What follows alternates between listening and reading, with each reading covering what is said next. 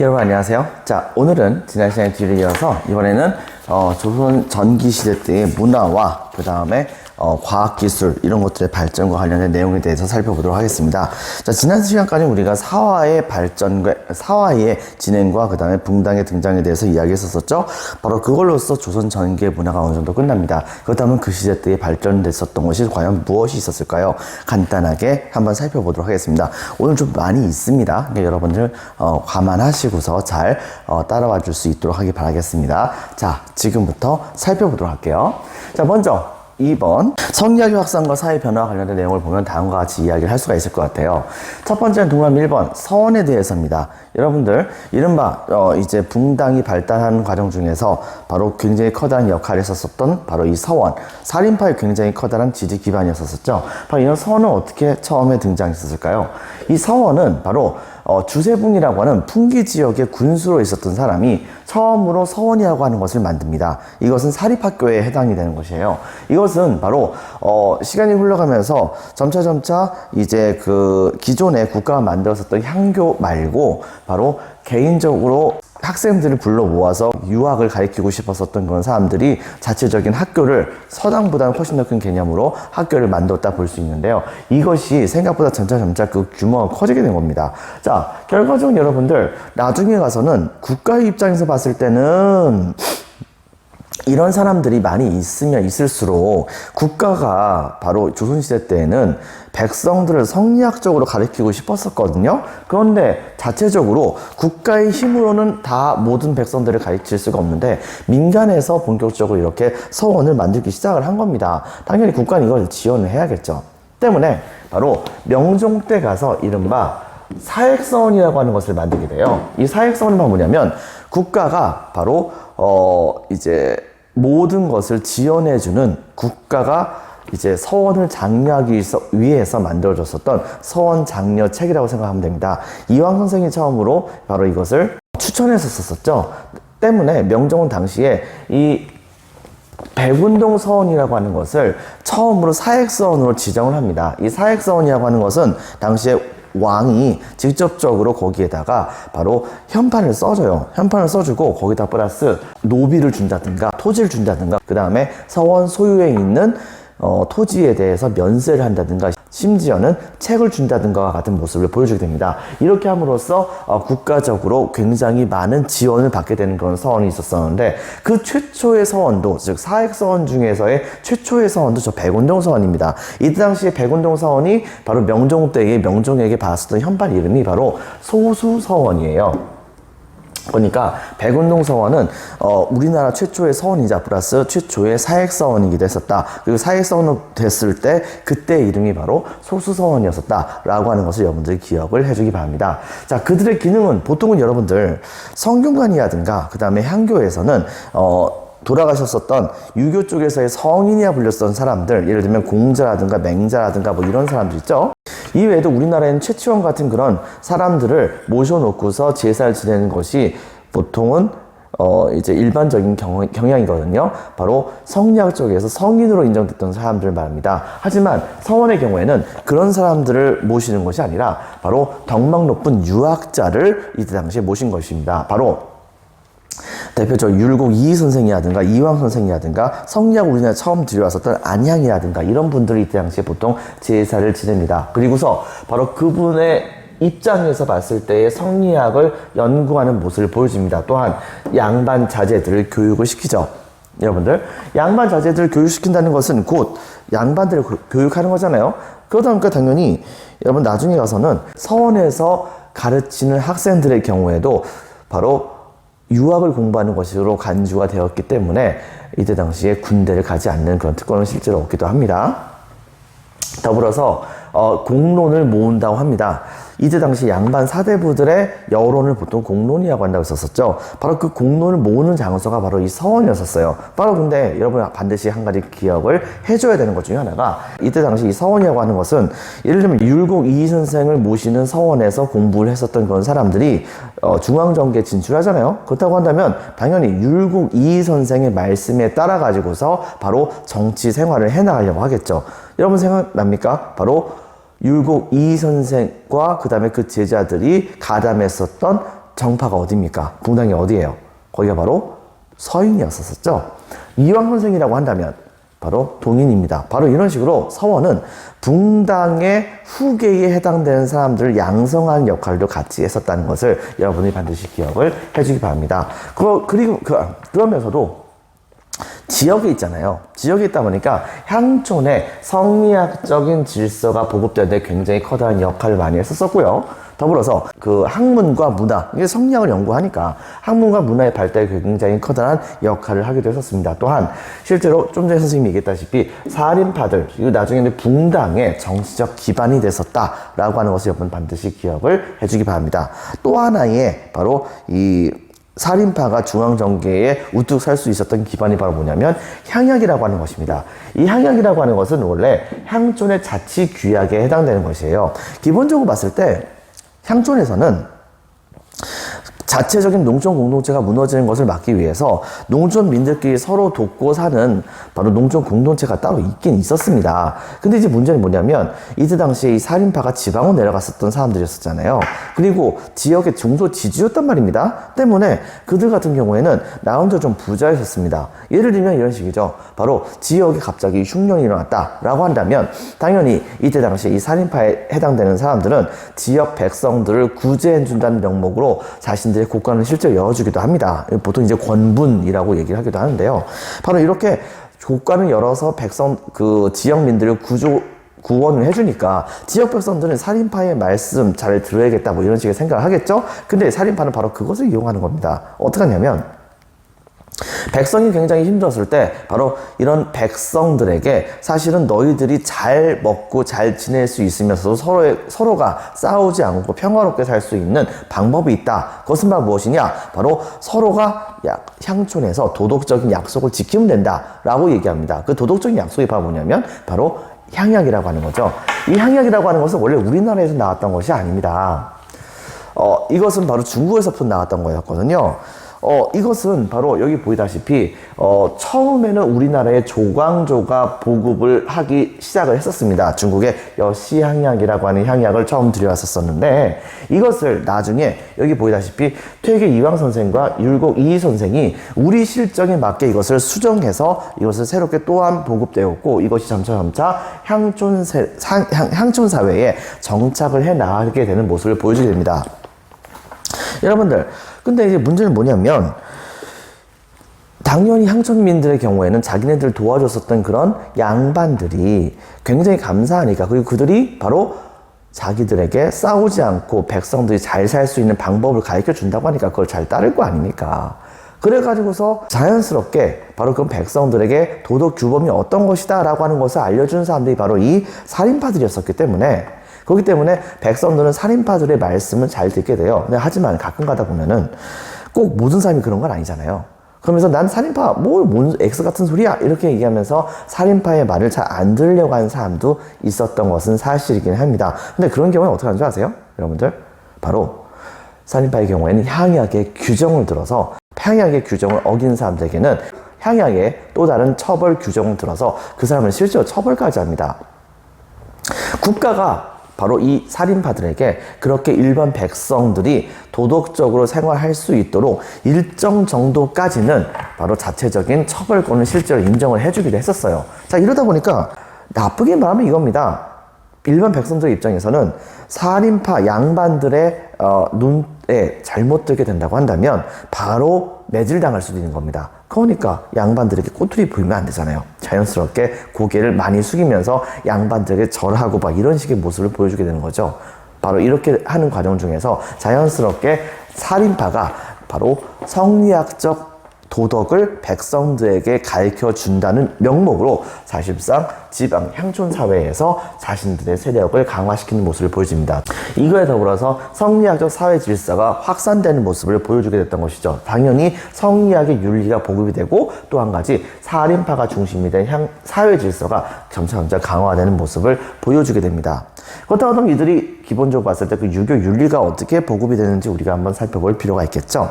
자, 유교 윤리의 보급에서는요, 첫 번째, 살인 세력이 적극적으로 나중에 와서 점차 활약을 합니다. 그러다가 16세기에 가서 아예 백성들까지 완전히 확산되는 모습을 보여주게 돼요. 그래가지고서 우리가 기본적으로 봤을 때 고리타분하다라고 생각했던 그런 생활을, 즉 유교적인 그런 관습을 갖고 있었다라고 생각하는 그런 사람들 있죠. 이런 사람들 인식은 사실은 16세기 때부터 본격적으로 정착하게 됐었다라고 하는 것을 우리가 찾아볼 수가 있겠습니다. 기본적으로 이 유학의 윤리 같은 경우에는 삼강오륜이라고 하는 것을 굉장히 중요시 여깁니다. 예를 들면 여러분들 학습지 8페이지에 나와 있는 삼강, 임금과 신하 사이의 도리라든가 부모와 자식의 도리, 그 다음에 남편과 아내 사이의 도리를 말하고, 오륜 같은 경우에는 임금과 신하 사이의 의리, 그 다음에 부자 사이의 친함, 부부 사이의 구별, 나이에 따른 서열, 뭐 장유유서 같은 걸 말하는 거겠죠. 그 다음에 친구 사이의 믿음, 이런 것들에 대한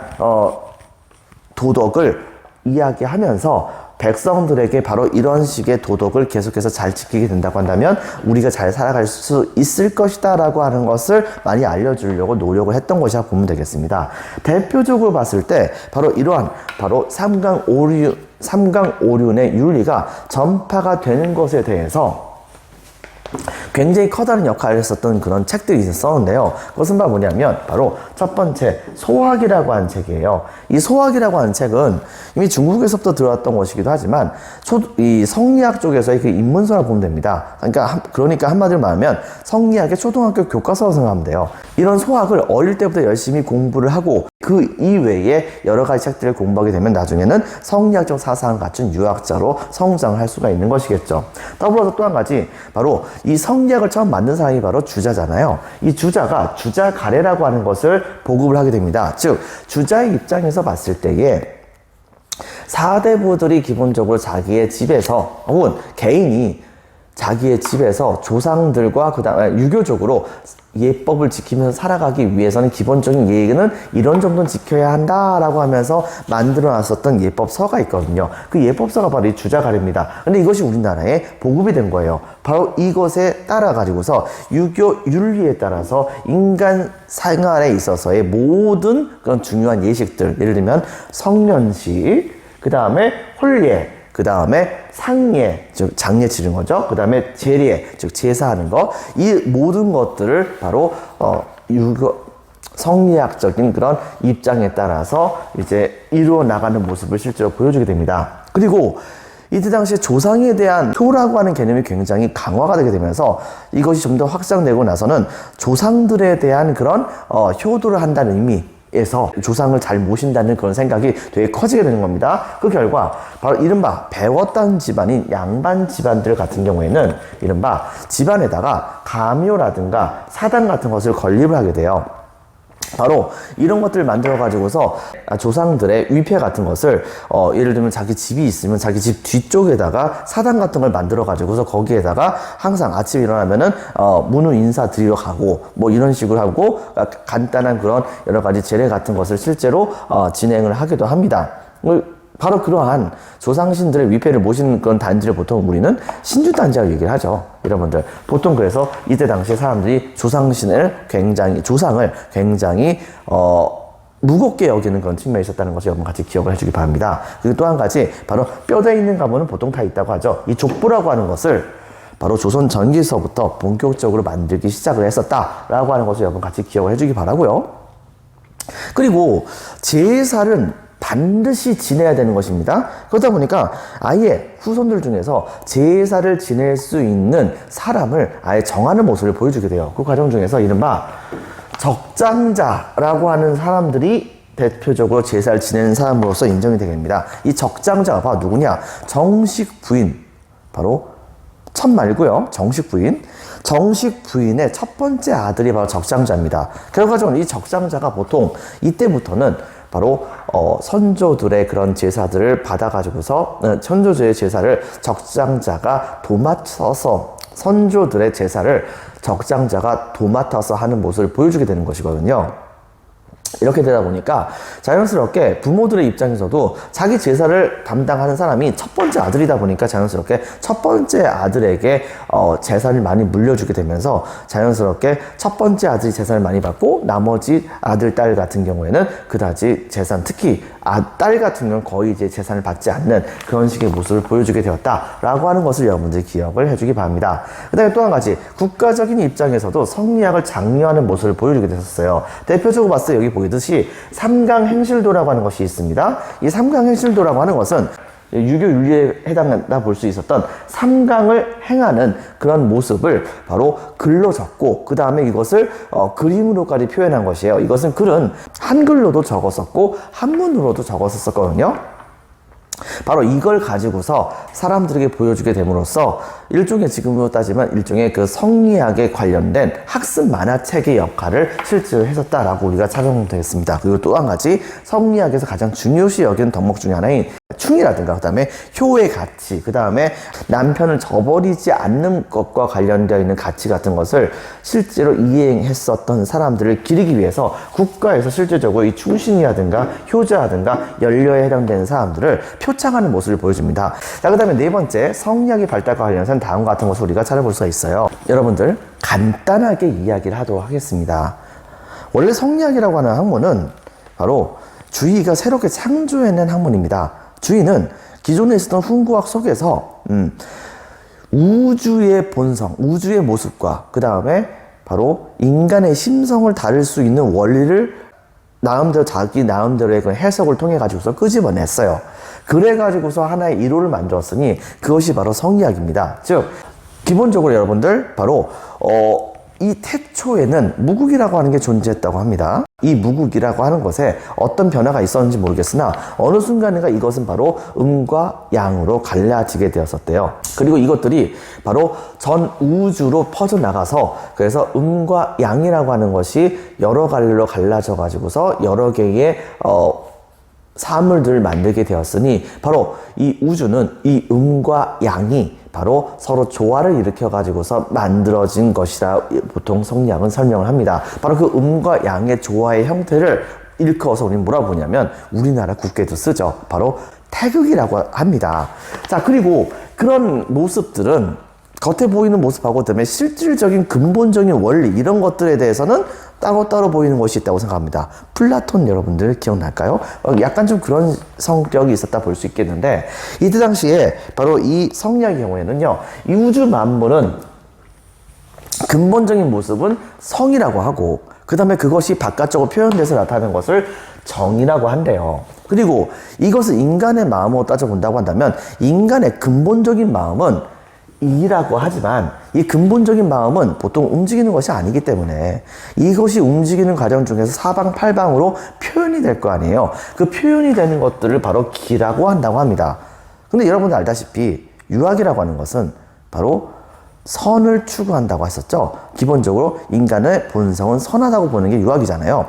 그러다 보니까 이때 당시에 이 성리학에서는요, 성리학도 바로 이 유학의 하나니까 성에 해당되는 것과 그 다음에 이라고 하는 것이 사실은 근본적인 성질 자체가 보통 선하다고 봤었습니다. 그렇기 때문에 여러분들 이때 당시에 이 이에 해당하는 것을 인간의 마음으로 따져본다고 한다면 이에 해당하는 근본적인 마음의 성질을 우리 인간들이 따라가려고 했었을 때 모든 사람들은 전부 다 착해질 것이다, 이런 것을 말했던 것이 바로 성리학이긴 하거든요. 근데 이제 문제는 뭐냐면 근본 원리를 완전히 똑같이 따라갈 수 있는 건 아니잖아요. 때문에 이때 당시에 바로 현실에서 할 수 있는 것은 바로 기란 말입니다. 표현된 것이니까 이 기에 해당되는 것 중에서 착한 것이 무엇인가를 따져보니까는 기본적으로는 사단이라고 하는 것과 그 다음에 또 하나는 칠정이라고 하는 것으로 갈라졌다고 합니다. 사단이라고 하는 것은 뭐냐면 근본적으로 착한 그런 행위를 말하는 거예요. 예를 들면 우물 속에 빠지려고 하는 아이를 여러분들이 지나가다가 보았습니다. 그렇다고 한다면 여러분은 어떻게 하겠어요? 여러분이 뇌로 생각하기 전에 바로 여러분도 모르게 달려가서 그 아이를 잡아서 구해주려고 하겠죠. 그렇게 하는 행동은 선한 겁니까? 악한 겁니까? 당연히 선한 거겠죠, 여러분들. 선한 거니까 바로 그런 것은 바로 머리에서 생각을 할 필요 없이 바로 나오는 그런 행위란 말입니다. 바로 이러한 그런 행위 같은 것들이 바로 사단에 해당되는 것으로서 이것은 기본적으로 선하다고 보통 보는 것입니다. 하지만 이거 말고 7정이라고 하는 것이 있는데요. 이것은 희노애락, 애오욕에 해당되는 것입니다. 인간의 화나고 기쁘고 슬프고 뭐 이런 식의 감정들을 말하는 거예요. 이런 감정들은 어떤 경우에는 선할 수도 있지만 어떤 경우에는 악하다고 볼 수 있지 않겠습니까? 바로 이런 것 때문에 바로 인간은 이 7정에 해당되는 행위를 최대한 하지 않고 사단에 해당하는 행위를 많이 따라가려고 노력을 해야 한다라고 하는 것을 주장했던 게 주의의 주장이었어요. 그런데 이것이 우리나라에 들어오면서 얘기가 좀 살짝 달라지게 됩니다. 퇴계 이황 선생은 이것을 받아들이는 데 있어서 이것보다는 이라고 하는 것을 따라가야 한다고 주장을 합니다. 그래가지고서 인간은 바로 근본적으로 착한 존재이기 때문에 근본적으로 착해져야만 한다 라고 하면서 모든 것을 이상적으로 착하게 이끌어 나가려고 노력하는 모습을 보여주게 됐었어요. 그래가지고 여러분들 바로 그러다 보니까 퇴계 이황 선생은 이상적인 주장을 했었다고 보통 얘기합니다. 그런데 여러분 한번 생각해 보세요. 시대에 따라 좀 달라진 것이 있었긴 했었지만 퇴계 이황 선생의 제자들이 누굽니까? 바로 동인이죠. 그리고 이후에는 남인입니다. 여러분들. 그러다 보니까 그 제자들에 해당되는 분들도 바로 이런 이황 선생의 이론에 따라 가지고서 정책 자체도 그렇게 이상적인 것을 따라가려고 노력하는 모습을 실제로 보였다고도 보통 얘기를 하기도 합니다. 근데 거기에 비교해서 봤을 때 율곡 이희 선생 같은 경우에는 이황 선생과 같이 논쟁을 벌이면서 뭐라고 얘기했었냐면 그게 아닙니다. 이른바 기라고 하는 것이 중요시 여겨져야 되는 겁니다. 이라고 하는 것은 이상 속에 있는 것인데 그것이 어떻게 바깥쪽으로 튀어나와가지고서 우리들의 삶을 지배하도록 하는 것이 가능하겠습니까? 라고 얘기합니다. 그렇기 때문에 주의가 얘기했던 대로 바로 이 사단이라고 하는 것이 주도를 하도록 인간 생활에서 이 사단이라고 하는 것이 주도를 할 수 있도록 이 세상을 정화해야 됩니다 라고 하는 것을 주장했던 게 바로 율곡 이희 선생입니다. 율곡 이희 선생은 그렇기 때문에 당연히 여기 보이다시피 이 사단이라고 하는 것을 중요시 여기게 함으로써 이 사단이라고 하는 것은 바로 기에 해당하는 것이고 이 기는 이 세상에 표현된 것이니까 현실에서 이상을 펼쳐 보이는 그 자체에 대해서 집중하는 과정 중에서 바로 현실적인 성격을 가졌다라고 우리는 얘기할 수 있겠죠. 당연히 율곡 이희 선생이 바로 스승으로 있었던 붕당이 어디였습니까? 서인이었었죠, 여러분들. 그러다 보니까 서인은 현실 사회에서 바로 사람들이 성리학적인 생활을 해나갈 수 있도록 하는데 지대한 역할을 하게 됐었다라고 하는 것을 우리가 찾아볼 수가 있겠습니다. 그런 식의 정책을 실제로 많이 하려고 노력을 했었죠. 이런 측면을 여러분들 같이 기억을 해주기 바랍니다. 그 다음에 세 번째, 훈민정음의 창조에 대해서 살펴보도록 하겠습니다. 자, 훈민정음 뭐라고 얘기할 거리가 없습니다. 이건 완벽하게 세종대왕께서 만드셨죠, 여러분들. 배경을 먼저 본다고 한다면 조선 초의 실용적인 문화, 나라를 처음 만들었으니까 실용적으로 국가를 이끌어 나가야 되는데 좀 더 백성들이 잘 따라올 수 있게 만들 수 있는 방법이 뭐가 있겠는가를 고민하게 됩니다.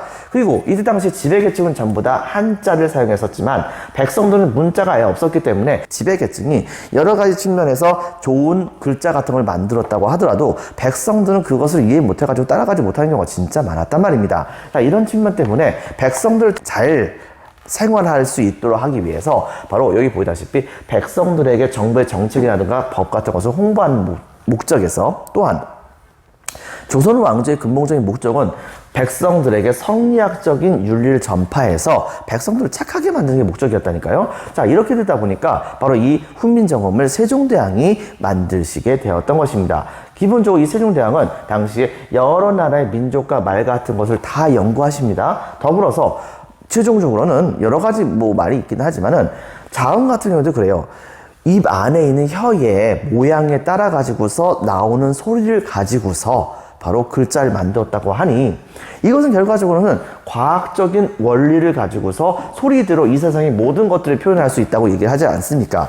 보통 그렇기 때문에 이 세상에 있는 거의 대부분의 문자들 중에서 한 글자음 이 세상의 모든 그런 소리들을 그대로 발음 나는 대로 옮겨 적을 수 있는 문자가 그다지 거의 없다고 합니다. 바로 이 한글이 가장 많은 소리들을 실제로 문자로 기록을 할 수 있다고 보통 얘기를 하기도 하거든요. 이런 측면 여러분 같이 기억을 해주시기 바라고요. 실제적인 그런 활용은 결과적으로 세종대왕이 만드신 다음에 국가의 정책과 법을 홍보한다든가, 더불어서 조선왕조 만들어진 지 얼마 안 됐지 않습니까? 그러다 보니까 왕실을 찬양하는 노래를 만듭니다. 대표적으로 바로 용비어천가라고 하는 이제 노래를 만들어서 백성들이 마음껏 부르게 하죠. 거기서 이제 나오는 말 중에 바로 드라마 제목이 나왔었던 육룡이 나르샤 뭐 이런 말이 나오기도 하죠. 용비어천가라고 하는 것은 바로 태조 이성계의 조상들과 이성계까지의 그런 역대 있었던 모든 일들을 바로 영웅적으로 묘사해서 만들었었던 노래다라고 여러분 생각을 하면 됩니다. 더불어서 또 한 가지, 성리학을 전파하기 위해서니까 성리학 윤리서를 번역하고 보급하는 모습을 보여줍니다. 또한 백성들에게 왕이 혹은 왕비가 바로 교서, 왕의 명령서를 작성을 해가지고서 백성들이 쉽게 읽을 수 있도록 만들었었던 모습을 보여주기도 했었고요. 그 다음에 고위급 관료는 한문만 사용합니다. 하지만 하위급에 해당하는 향리들의 경우에는 굳이 한문까지 다 알 필요가 없다고 생각을 해가지고서 향리 선발에는 보통 한글을 많이 사용했었다고 합니다. 여러분들 또한 중앙관청에 있었던 가장 최하급에 해당하는 실무 담당자에 해당되는 사람들이 바로 이 설이라고 하는데, 이 향리하고 급은 비슷한 사람들이에요. 이런 사람들이 행정실무를 담당할 때도 바로 이런 한글을 많이 사용했다고 했었죠. 심지어는 여진족과 일본에는 바로 이 한글이 없으니까 바로 군대에서 암호 같은 것을 한글로 실제로 쓰는 경우도 있었다고 합니다. 그 의의를 본다고 한다면 첫 번째, 민족 고유의 문자를 소유했다는 점, 또 한 가지 민족 문화 발달의 바탕을 이뤘었다는 점에서 굉장히 커다란 의의가 있다고 볼 수 있고요. 자, 이번에는 동그라미 2번 역사서를 보도록 하겠습니다. 역사서에서는요, 기본적으로는 조선 건국이 왜 이루어질 수밖에 없는가를 이야기해 줍니다. 또한 유교적인 통치 이념을 강조하는 목적으로 이것을 만들었습니다. 때문에 조선왕조 실록은 바로 조선왕조가 처음 시작된 그 순간부터 끝까지 이른바 계속해서 이것이 만들어지게 됐었고요. 그 다음에 조선왕조가 왜 만들어졌는지에 대한 정당성을 나타나기 위해서는 전 왕조의 바로 기록을 이제 총 정리해가지고서, 그래서 왜 조선 왕조가 등장할 수밖에 없었는가에 대해서 정당성을 찾아가지고서 사람들에게 설득을 하는 그런 작업이 있어야 될 거 아닙니까? 그러다 보니까 고려 왕조실록이 원래 있었어요. 지금은 없지만 바로 이것을 이때 당시에 조선 왕조가 좀 줄여서 고려사라고 하는 책으로 만들어서 조선 왕조의 정당성을 나타나도록 하게 하였습니다. 더불어서 이것도 너무 많으니까 나중에 고려사 저료라고 하는 좀 더 줄이는 지금 책을 만들었고요. 나중에 성종 때 가서는 바로 동국통감이라고 하는 책을 바로 고주선서부터 고려시대까지 역사를 총 정리해가지고서 우리나라 사람들이 역사를 쉽게 접할 수 있도록 하는 모습을 보여주게 됩니다. 또 한 가지, 의리에서 같은 경우에는요, 유교적인 질서에 따라 가지고서 바로 모든 예식 같은 것을 진행을 하려고 하는 모습을 보여주다 보니까 먼저 국가부터 그걸 해야 될 거 아니에요? 성종 때 만들어졌던 것인데 국조 오례이라고 해가지고서 국가의 가장 중요한 여러 가지 행사 같은 것을 이런 유교적인 의례에 따라 가지고서 진행하는 모습을 실제로 이렇게 진행해야 한다고 책에다 규정 지어가지고서 만들어 놓고 그거에 따라 실제로 진행을 했었습니다. 또 한 가지, 삼강행실도라고 하는 것, 아까 전에 얘기했었죠? 이것을 사람들에게 알려가지고서 유교적인 예식 같은 것을 지킬 수 있도록 조치를 취했었고요. 자, 지도서와 지리서 같은 경우에는요, 조선왕조는 여러분들 역대 우리나라에 있었던 모든 그런 국가들 중에서 가장 중앙 집권력이 강했었던 나라입니다. 자, 그러다 보니까 바로 여러분들 생각해 보세요. 고려시대까지만 하더라도 지방의 향기가 너무 세다 보니까, 그러다 보니까 지방에 대한 장악이 많이 힘들었었잖아요. 자, 그러다 보니까 당연히 조선왕조에서는 지방에 대한 정보를 많이 알고 있어야 그렇게 지방 세력이 들고 일하는 것을 막을 수도 있는 거 아니겠습니까? 그러다 보니까 당연히 지방에 대한 정보를 많이 알고 있어야죠. 더불어서 국방을 하기 위해서도 우리나라의 지형, 지리 이런 것들 전부 다 파악을 할 수 있어야 될 거 아닙니까? 그 과정 중에서 만들어졌던 것이 바로 우리나라의 지도서와 지리서입니다. 국방에 관심을 갖기 위해서요. 대표적인 지리서에서는 세종실록 지리가 있습니다. 하지만 이것을 좀 더 명확하게 강력하게 만들었었던 바로 지방에 대한 모든 지식의 총 백과사전과 같은 존재, 바로 동국여지승남이라고 하는 것이 만들어집니다. 거기에는 그 지역의 역사라든가 자연 환경이라든가 뭐 토지, 모습, 그다음에 뭐 교통, 그다음에 인구 등 통치에 필요한 여러 가지 정보들이 다 수록이 되어 있습니다. 당연히 그거에 따라서 지방의 향리 같은 그런 존재들이 중앙정부 몰래 무엇인가 꾸미는 것 같은 걸 다 막을 수 있는 시스템이 구축되었다 볼 수 있겠죠. 더불어서 지도의 경우에는요, 어느 정도 실측이 되어 있는 팔도도라고 하는 지도가 만들어집니다. 그리고 또 한 가지, 현재 존재하는 동양에서 가장 오래된 바로 지도, 바로 혼일강리 역대 국도 지도라는 지도가 등장하게 되죠. 여러분들 학습지 10페이지 나와 있죠. 거기에서 나와 있듯이 중국 뭐 그렇다 치는데 우리나라 그렇게 컸으면 얼마나 좋겠습니까? 그리고 그 밑에 있는 일본 그 정도 작았으면 얼마나 좋을까요? 근데 그 외에도 나름대로 그 시대 때의 세계 지도이기 때문에 아프리카라든가 그 다음에 아라비아 반도, 심지어 유럽도 전부 다 나와 있습니다. 나름대로 그때 당시 우리나라 사람들이 전 세계를 보는 눈을 이걸 통해서 우리가 알 수가 있겠죠. 자, 그 다음에 이제 네 번째, 천문과 역법과 관련된 내용입니다. 첫 번째 먼저 본다고 한다면 목적에서는요, 천문과 역법은 부국 강병과 그 다음에 민생 안정을 위해서, 또한 왕권 강화와 농사 발전을 위해서 시행했다고 볼 수 있겠습니다. 즉, 천문을 알아야 언제 씨앗을 뿌리는 게 제일 좋고, 그 다음에 기상 같은 것을 알아야지 어떤 지역에서 바로 강수량에 따라서 어떤 곡식 혹은 어떤 작물을 키우는 게 좋은지 뭐 이런 거에 대한 파악이 되게 많이 있지 않겠습니까? 때문에 바로 부국강병을 위해서 백성들의 생활이 안정되어야지 먹을 것을 줘야지 바로 백성들도 예의를 그 다음부터 배울 수 있는 거 아니겠어요? 민생 안정, 그리고 이것을 주도하는 게 왕이니까 이것을 성공하게 되면 왕권 강화를 이루어지게 된다 볼 수 있겠습니다. 또한 조선은 농업국가니까 농업 발전이 된다고 한다면 부국강병 당연히 일어나겠죠. 그러다 보니까 자연스럽게 하늘을 보게 됐던 것입니다. 물론 더불어서 하늘이라고 하는 존재는 바로 왕에게 지금 네가 통치를 제대로 하고 있는지 안 하고 있는지를 바로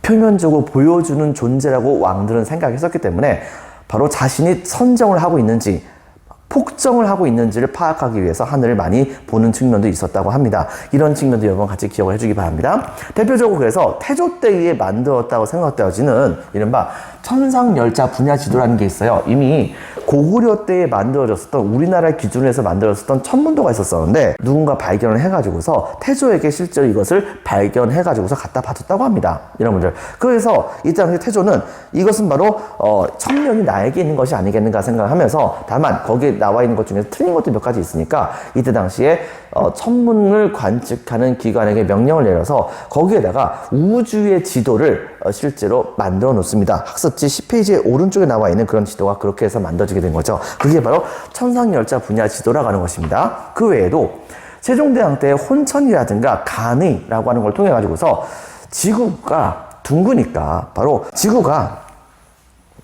1년에 한 번씩은 그렇게 태양 주변을 돌잖아요, 여러분들. 물론 태양 주변을 지구가 돈다고까지 생각을 했던 것은 아니었지만 어쨌든 간에 주기별로 봄, 여름, 가을, 겨울이 오니까 이거에 따라 가지고서 사람들은 이때 당시에 시간을 제대로 측정하려고 했었던 것입니다. 별이 예를 들면 오늘 뭐 9월 25일이면 9월 25일 이후에 1년 후에 9월 25일 이후에도 똑같은 자리에 있었던 별이 똑같은 자리에 있었다는 것을 사람들이 알게 되거든요. 그러다 보니까 하늘의 별의 지도를 나름대로 보면서 바로 몇 월 며칠에 이때 당시에 여기에 별이 위치했다고 한다면 바로 이 날은 며칠에 해당되는 것이다. 뭐 이런 식의 날짜 계산을 실제로 할 수가 있었던 것입니다. 때문에 바로 이런 것을 바로 확인하는 그런 천문 관측 기구가 혼천이, 간이 같은 것이고요. 앙부일구, 바로 해시계죠. 백성들에게 시간 같은 것을 전부 다 파악하게 했었는데요. 제일 중요한 것은 봄, 여름, 가을, 겨울에 따라서 해도 주간 기간이 짧아졌다가 늘어났다가 하는 경우도 있잖아요. 근데 이때 당시에 그런 것까지 전부 다 감안해가지고서 실제로 해가 몇 월 며칠에 이 정도 위치에 있었을 때는 몇 시에 해당된다라고 하는 것을 전부 다 눈금을 다 그려놨어요. 그것이 바로 앙부일구입니다. 근데 그것을 궁중에다만 만들어 놓은 것이 아니라 바로 길거리에도 만들어 놔가지고서 백성들도 쉽게 알게 하려고 노력을 했었다 볼 수 있겠죠. 더불어서 또 한 가지, 자경루, 바로 해가 없으면 시간을 모르잖아요. 그러니까 장영실에게 명령을 내려서 당시에 자경루 물을 통해 가지고서 바로 시간을 알려주는 물시계라고 하는 것을 이때 당시에 만들었다 보면 되겠습니다. 더불어서 조선 같은 경우에는요, 여러분들 명나라에게서부터 달력을 갖고 와가지고서 보통 날짜를 세는 게 원칙입니다. 근데 농업이 기본이 되는 나라에서 씨앗을 뿌린 날짜하고 그 다음에 수확을 하는 날짜가 헷갈리면 백성들이 제때 가가지고서 씨앗을 뿌리거나 수확을 할 수가 없게 되잖아요.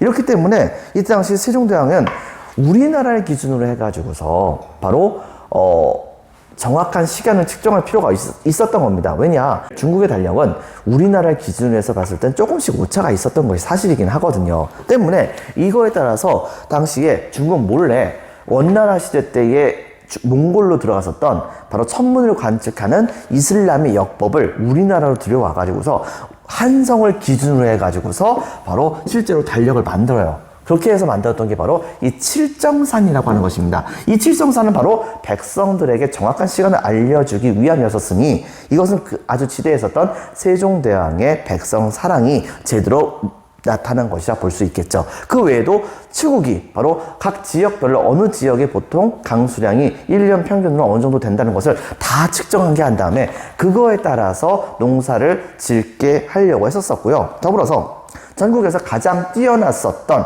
농법을 갖고 있던 농부들에게 전부 다 농사 방법을 다 취재를 한 다음에 그것을 모으고 비슷한 것은 전부 다 빼버렸지만 특출난 것은 뽑아가지고서 백성들에게 다 알려줍니다. 지역별로. 거기다 플러스 중국에서 유행하고 있었던 이양법도 같이 소개시켜줬던 세종대왕 때에 만들었던 대표적인 굉장히 중요한 농법서, 바로 이 농사직설 유명하죠. 더불어서 인쇄소에서는 개미자, 갑인자 같은 금속 활자가 옛날 직시심 체어를 만들었었던 바로 고려시대 때의 인쇄 기술보다 좀 더 발전된 모습을 보여줬었고요. 의학에서는 향약 집성방이라고 하는 것을 만듭니다. 고려시대 때는 약을 통해 가지고서 사람들을 낫게 한 것이 아니라 무당에게 기도해 가지고서 낫게 하는 경우가 많았었대요. 하지만 약을 쓰는 경우도 있었지만 이 약은 생각보다 되게 많이 비쌌었기 때문에 왜? 대부분 다 보면 중국에서 수입하는 경우가 많았었거든요. 그렇기 때문에 잘 쓰지 못했었는데 알고 봤더니 우리나라에서 나오는 약들도 있었던 거예요. 그래가지고서 우리나라에서 필요했었던 약들을 전부 다 총정리해가지고서 백성들에게 이런 병에서는 이런 약을 먹는 게 좋다라고 하는 것을 전부 다 처방까지 내려가지고서 책을 만들어서 백성들에게 유포했었던 것이 바로 이 향약 집성방이라고 합니다. 나중에는 의학 교과서전에 해당되는 것까지 만들죠. 더불어서 무기에서는 화포를 개량합니다. 바로 최무선이 화포를 만들었었죠? 화약도 개발하고, 자, 그래서는 이것을 좀 더 개량해가지고서 우리나라가 잘 쓸 수 있는 대포들을 많이 만들었었고요. 그 다음에 최첨단 로켓에 해당된다 볼 수 있었던 바로 신기전이라고 하는 것을 이때 당시에 만듭니다. 화살에다가 앞쪽에다 이렇게 화약통을 만든 다음에 거기에다가 심지를 연결하고 그것을 화차라고 하는 여러분들 학습지 10페이지에 나와 있는 그 기구에다가 이 신기전을 하나하나 꼽은 다음에 적들이 막 쳐들고 있을 때 한꺼번에 꼽아놨었던 신기전에다 다 불 질러버리면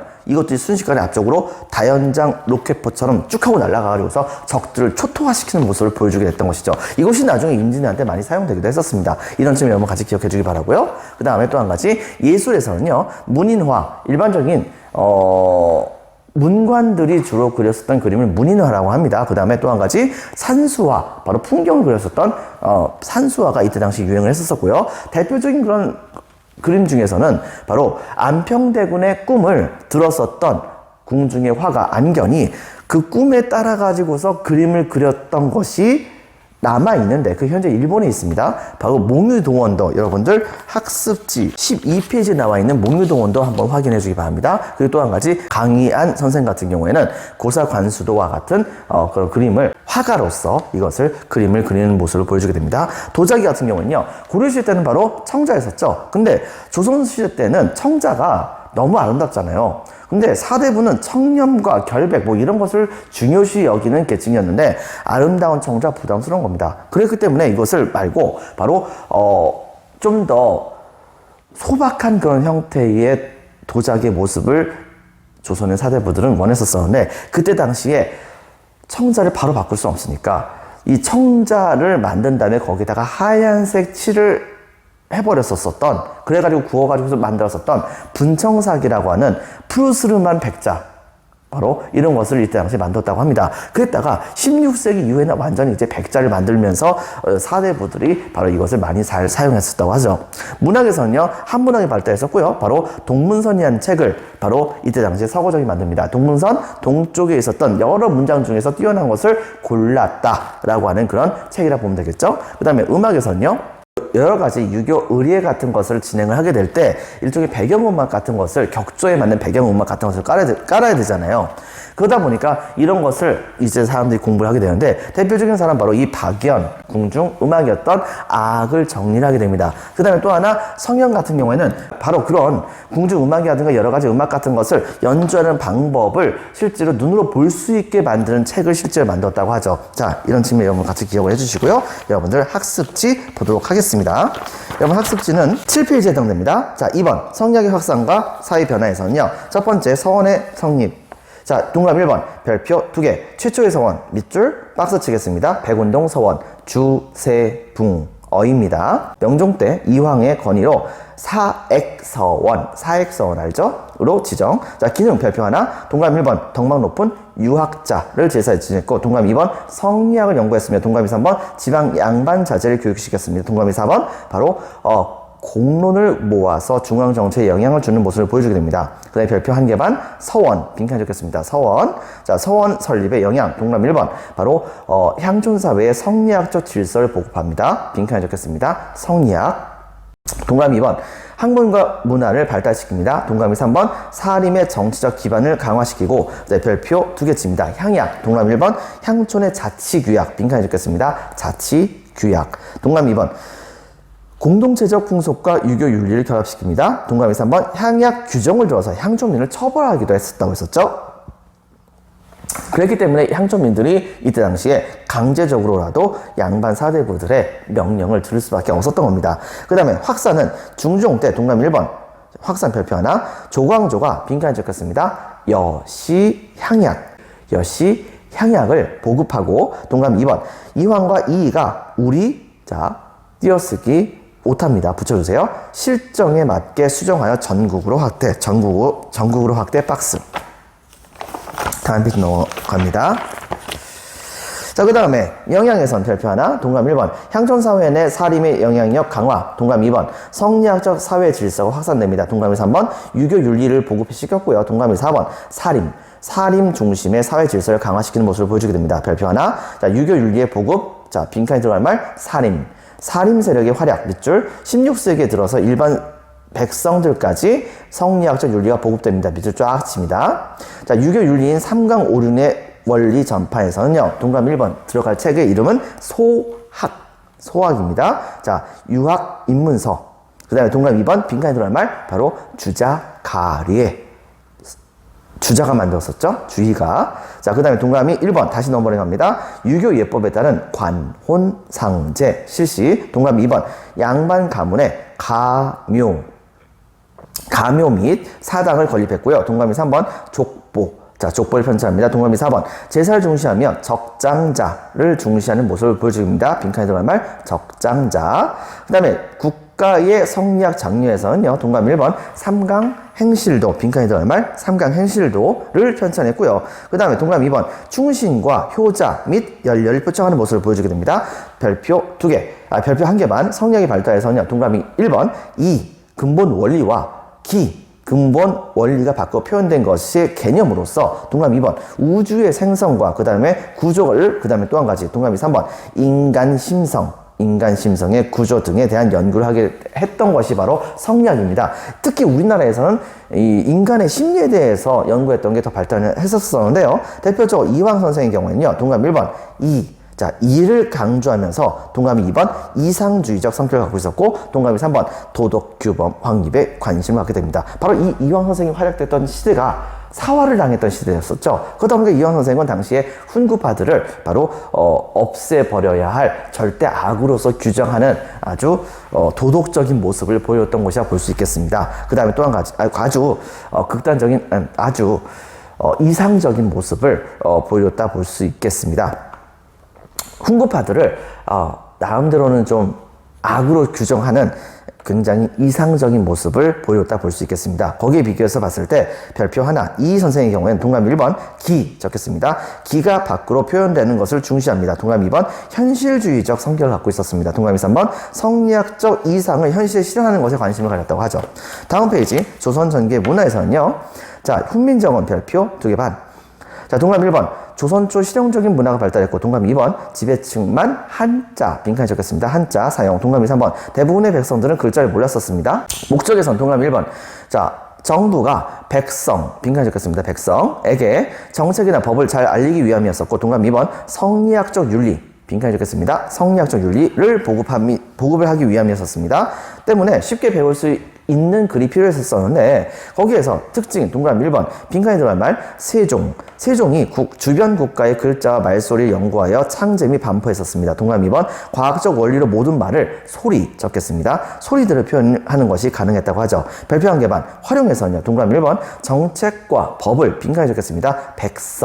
백성들에게 쉽게 알리는 모습을 보여줬고요. 동그라미 2번 왕실 권위를 높입니다. 대표적인 저서 바로 용비어천가 같은 것이 있었습니다. 동그라미 3번 각종 성리학적 윤리서를 번역하고 보급하는 모습을 보여줬었으니, 대표적인 책 중에 하나가 바로 삼강행실도입니다. 이거 실제로 한글로도 만들었었습니다. 그 외에도 소학도 한글로 만든 모습을 보여줬었고요. 동그라미 4번 교서를 작성합니다. 동그라미 5번 향리 선발에 활용했었고, 동그라미 6번 서리의 행정 실무에도 활용합니다. 그리고 의에서는요. 동그라미 1번 빈칸에 적혔습니다. 민족 고유의 문자, 이것을 소유할 수 있었다는 것에서 굉장히 커다란 의의가 있고요. 동그라미 2번 민족 문화의 발달에 바탕이 되었었다라고 하는 것을 기억해 주기 바랍니다. 그 다음에 두 번째 역사서에서는요. 별표 하나. 자, 동그라미 1번 조선 건국의 정당성을 확립하는 모습과, 동그라미 2번 유교적 통치 이념을 강조하는 모습으로 각 역사서를 만들었는데요. 각 역사서에서는요. 동그라미 1번 빈칸에 들어갈 말 바로 조선 왕조 실록이 있습니다. 그다음에 동그라미 2번 고려사 빈칸에 적혔습니다. 고려사. 동그라미 3번 고려사 자료, 너무 길어서 줄였었죠. 고려사 자료. 자, 그 다음에 동그라미 4번 고조선에서 고려 말까지의 역사를 정리한 동국통감. 의리에서에서는요.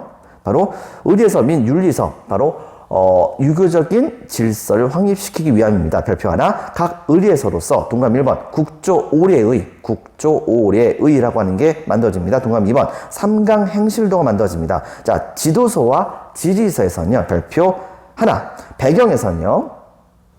동그라미 1번 중앙집권을 강화하기 위해서, 동그라미 2번 국방에 대한 관심을 갖기 위해서. 자, 지리서에는요. 바로 별표 하나. 자, 동그라미 1번 세종실록 지가 있었었고요. 이것을 좀 더 확대했었던 성종 때 만들어진 동그라미 2번 동국, 여지, 승남 같은 것이 있었습니다. 지방의 역사, 자연환경, 토지, 교통, 인구 등의 통치에 필요한 모든 정보를 수록하게 함으로써 지방 세력의 발호를 막으려고 했었다라고 하는 것을 여러분 기억을 해주기 바랍니다. 자, 마지막으로 여섯 번째 예술에서는요. 그림에서는 문인화와 산수화가 유행합니다. 동그라미 1번 몽유도원도 유명하죠. 몽유도원도 빈칸에 적겠습니다. 안평대군, 수양대군의 바로 동생이셨죠. 나중에 죽임을 당했었던 안평대군이 꾼 꿈을 화가 안견 빈칸에 적혔습니다. 안견이 그렸었고요. 그 다음에 동그라미 2번 고사관수도 화가 강희안이라고 하는 사람이 만들었습니다. 그 다음에 별표 하나. 도자기에서는요. 동그라미 1번 조선 초기에 분청사기, 청자에다 백토를 발라서 구워서 만들었었던 푸르스름한 백자 같은 거, 바로 이게 분청사기였는데, 동그라미 2번 16세기에 들어와서는 아예 빈칸에 적혔습니다. 백자. 깨끗하고 고상한 분위기를 나타내는 모습을 보여주게 됩니다. 그 다음에 별표 반개. 문학에서는요. 동그라미 1번 한문학이 발달되고, 동그라미 2번 여러 신문집이 제작이 되게 됩니다. 동그라미 3번 서거정의 동문선이라고 하는 책이 유명했었고요. 삼국시대 이후에 대표적인 신문 같은 것을 모음했다고 합니다.